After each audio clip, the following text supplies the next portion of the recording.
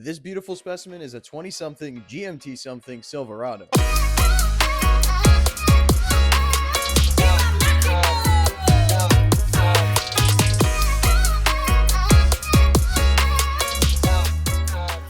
I personally love GMT 800s and whatever the hell you call these, especially in an RCSB spec just like this. 2 glasses of red wine, and one of these trucks, I'd probably be doing things my mom would never be proud of. All jokes aside, these trucks suffer the big 3, and one of those is rust. Today we're going to take care of that for this customer, and I only charge them $150 because I'm not experienced in bodywork too much, but I know I can stick metal together, so let's make this happen. Now, pretty much all pickup trucks in the world suffer from bedside rust, but Chevy just seems to do it best.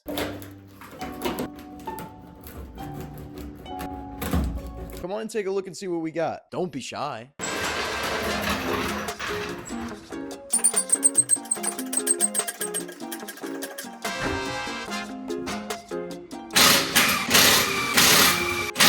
Let's clean her up and see what we're working with. We use glass cleaner for pretty much everything around here. It's like my big fat Greek wedding. I put that shit on everything, brother. Now I've got good news and I've got bad news. Good news is we don't even have to cut into the sides of this where this curvature is. We're gonna, well, we do a little bit, but we're gonna cut right past it. We barely have to cut into the curvature of the bedside, but we do have to play tag with this top body line, but I think we can pull that off. Now I'm not a professional body man, but I do enjoy sticking metal together, and this is my first actual bedside job for a customer. Now I did charge accordingly, and I was very honest up front about my experience. At $150, I don't think you can beat having someone do this work.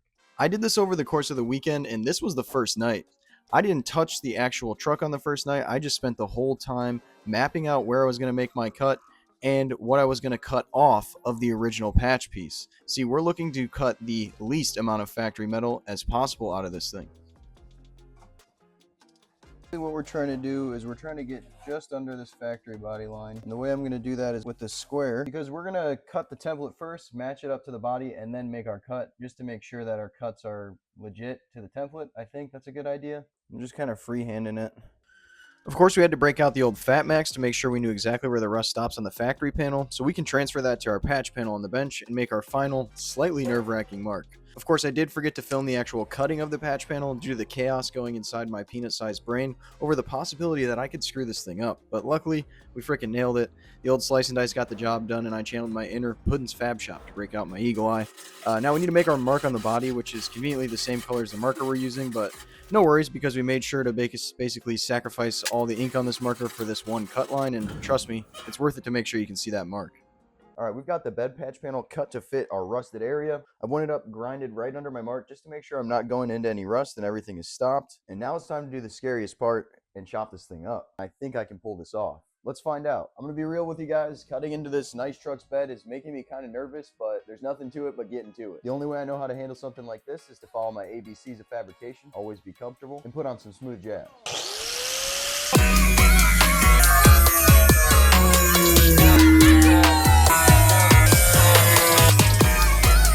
The more time I spend working with metal, the more time I realize that welding might be the easiest part.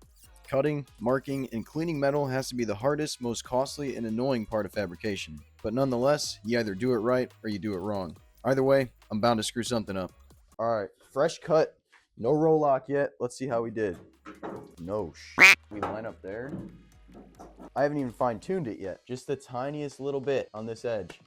I bet she pops right into place. Back to the whole prep, cut, fit up part of fabrication. Here we go, blowing through some more braces on this nice hard edge. But it's really important that you take your time and are as patient as you can humanly be on this step, because this is the one that could either make it or break it. I don't know about you guys, but that looks like a pretty decent fit up to me. Stereotypically, the bedside and inner fender well or inner corner panel was also rusted out, so I cut all the route out of the inner fender. Now I'm going to go ahead and wire brush and just hit this with some sort of rattle can that I have laying around just to hopefully help this guy extend the life of this repair. Kind of inclined to do a little bit extra just because, you know, he trusted me for the first time, and this is a sweet-ass Mama Lona truck, man. Now, some of you guys might be fans of Taylor Ray, and he talks about the while you're in there's a lot, and this is one of those details pieces, one of those while you're in there's that's really worth it, and there might be some argument as to if this makes it better or worse, but I think cutting all the rust away, wire brushing, and cleaning it up really is going to extend the life of this repair, because really the rust in these things does come from behind.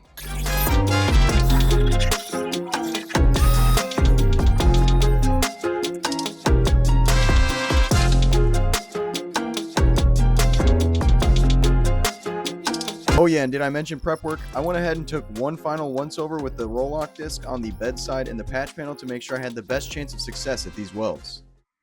Time to clean up.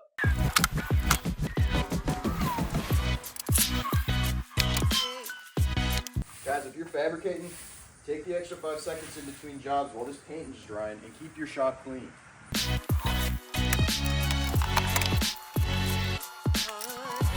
When the shop is clean, the brain is clean.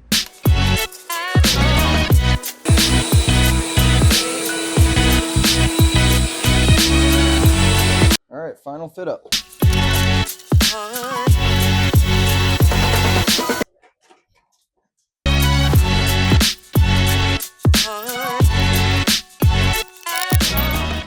So here we are, at the pinnacle of my expertise. This is where my luck, my skills, and my air compressor all decided to tap out at the exact same time. See, my air compressor gave up the ghost, a clear sign from the universe that I was flying too close to the sun, and because I'm a natural-born problem solver, I completely forgot about the oldest trick in the book, using a wet rag to cool the metal between tacks. Any of you seasoned pros watching this probably already know where this is going. I figured my heat-controlled dance moves were enough, but apparently they were not. The second I finished, the panel went from perfectly flat to a glorious, rippled masterpiece, a true work of art if you ask me. Naturally, I went into full-blown panic mode. I called the owner, offered him a full refund, and even FaceTimed him to show off my handiwork. Most of this was on YouTube Shorts, but here's a little taste of my humility. This, my friends, is what happens when you decide to ignore basic physics and just wing it. A simple air nozzle or a wet rag would have saved me a ton of headache, but hey, you learn by doing it, right? Luckily, the owner and his body guy were shockingly cool about this, so I got to play panel chiropractor with a pry bar, hoping to minimize the Bondo mountain we were about to create. So there it is. I hit it with a DA off camera, and that's the final product. I'm going to show you guys it in primer, and then after I sent it off to the body man, and he saved my life.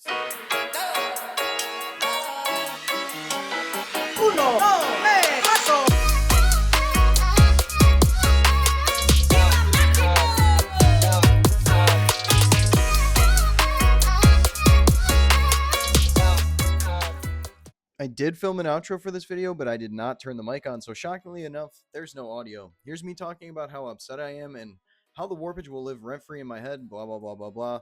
Then here I am talking about that one part where I really appreciate the heck out of you guys, and the response to my last Trailblazer video was insanely humbling, blah, blah, blah, blah, blah. Anyways, thank you so much for watching. We'll see you on the next one. And for those of you that are still watching, go ahead and check out DruBuilt.printful.me. If you're interested in supporting the channel by purchasing any merch, we've got some Trailblazer t-shirts, we've got some OG logo t-shirts in gray and red, and some OG logo hats in gray and red. If you want a $5 sticker shipped anywhere within the States, go ahead and shoot me an email. Thank you so much for watching, guys. We'll see you on the next one. I've got S10 content coming up next, and some garage content coming up as well. Have a great day.